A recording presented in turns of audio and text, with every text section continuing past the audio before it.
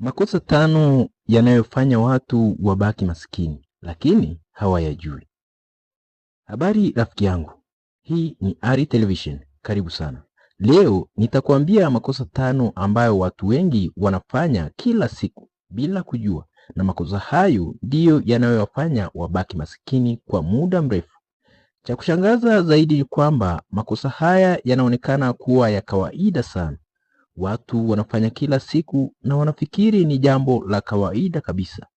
Lakini ukweli ni huu. Makosa madogo madogo yanaweza kuharibu maisha yako ya kifedha pole pole bila hata wewe kugundua.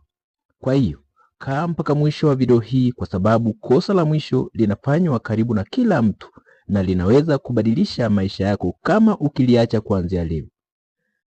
Kosa la kwanza, kutumia pesa yote siku hiyo hiyo. Kosa la kwanza ni hili, kutumia pesa yote siku hiyo hiyo unapopata. Hii ni tabia ambayo watu wengi sana wanayo. Ukipata pesa leo, akili yako inaanza kufikiria vitu vya kununua haraka haraka. Unasema, ngoja nijipe raha kidogo, nimechoka sana. Halafu unaanza kufanya mambo kama kuagiza chakula ghali, kununua vitu visivyo vya muhimu, kwenda outing na marafiki.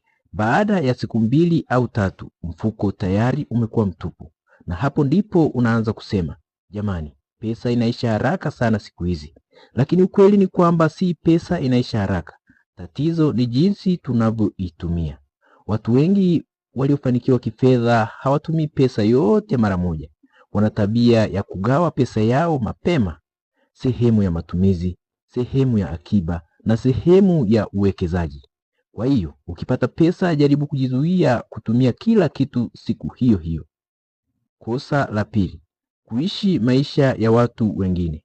Kosa la pili ni kujaribu kuishi maisha ya kuigiza, maisha ya watu wengine, maisha ambayo sio ya kwako halisi.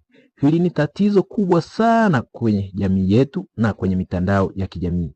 Unaingia kwenye simu yako, unaona rafiki yako ameweka picha na simu mpya, gari jipya, au anaonekana ana maisha mazuri sana. Halafu ghafla unahisi kama na wewe lazima uwe na vitu kama hivyo. Unaanza kufikiria, kama yeye ameweza na mimi lazima nipate. Lakini mara nyingi hatujui story kamili nyuma ya maisha ya watu wengine. Inawezekana mtu huyo amefanya kazi kwa muda mrefu, ameweka akiba kwa miaka kadhaa, au ana kipato kikubwa zaidi kuliko kipato chako. Lakini wewe unataka kufikia hapo ndani ya siku chache. Ndio maana unakuta mtu kanunua simu ya gharama kubwa sana, lakini hata akiba ya dharura hana. Alafu baada ya muda anaingia kwenye matatizo ya pesa. Kumbuka kitu kimoja muhimu sana. Maisha si mashindano. Kila mtu ana safari yake. Kila mtu ana kiwango chake.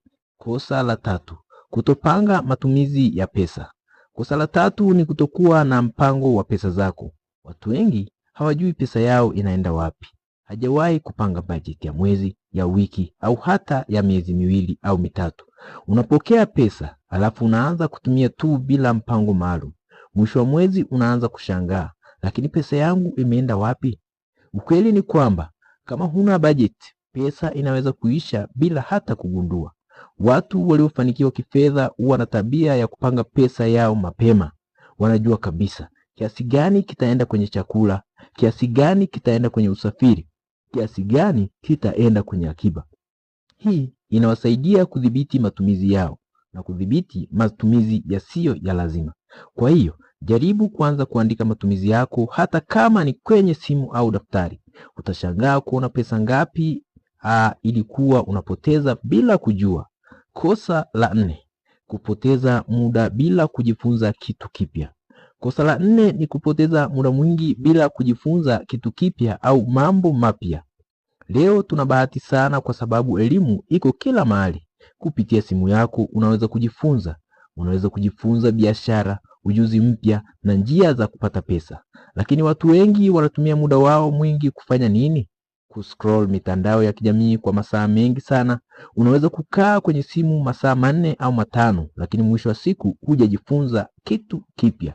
Halafu miaka kadhaa inapita, maisha yanabaki vile vile. Ukweli ni huu. Maendeleo ya maisha yanahitaji kujifunza kila kitu na kila siku.